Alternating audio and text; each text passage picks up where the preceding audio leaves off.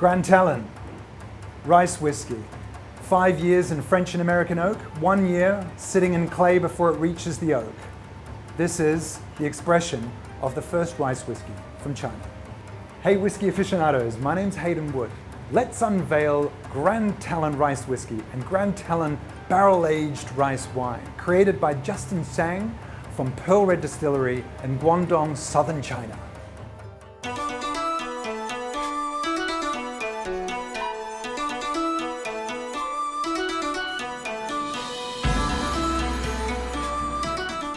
Let's break this down.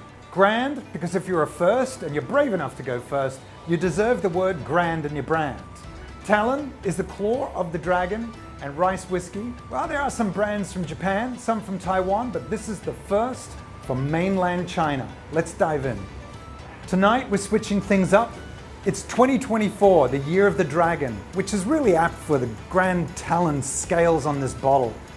Now let's rewind the tape and go back in history as far back as 1950, all the way up to 1997, when Pearl Red was established in Guangdong as the big distillery we know today. The Pearl Red Distillery is a magnificent feature of engineering, built on a tea plantation in the mountains of Guangdong. This is an engineering feat like I've never seen before. It produces more than just whiskey. In fact, this is its latest product.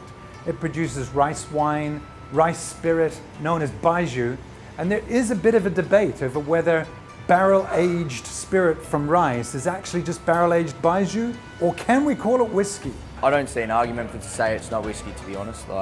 We get some doubts to say it's not because it doesn't follow the exact same process as those hard-nosed people in Scotland. However, it's made from rice, it tastes like whiskey. It's a whiskey in my book, so that'll do for me. The Hakka rice wine fermentation goes as long as 3 months. This is using traditional Hakka culture fermentation, a 700-year-old traditional way of making rice wine that has been passed down from generations and generations. Prepare your taste buds for a collision of flavors where East meets West, where tradition meets modern aging. In the glass, it's all unveiled on the palate. It's quite delicious. I love that little kind of pineapple note, that like burnt pineapple. Little hint of that. There's some lovely kind of, orchard fruit notes, that apple's there, a little bit of kind of that apple brandy-like character. It's one that I can taste something that's unique, that's new. I haven't had it before. It's challenging in a good way, but it's beautiful. It's a privilege to try something new. It's very light, it's very fresh. I could definitely see myself drinking this on a hot day with some ice, maybe. What's the verdict on everybody's tongue? After a tasting and an education of history and production in Grand Talon rice whiskey, what does Australia's trade have to say about this product? I wasn't really sure what to expect. I haven't had a rice whiskey before, and for all of you out there that say it's not, it's a whiskey. You don't have to agree with me, but that's fine. It's something that if someone is looking for something a little bit different, it's a good way to kind of go on a new journey, and it's definitely something that you'll see in the glass there.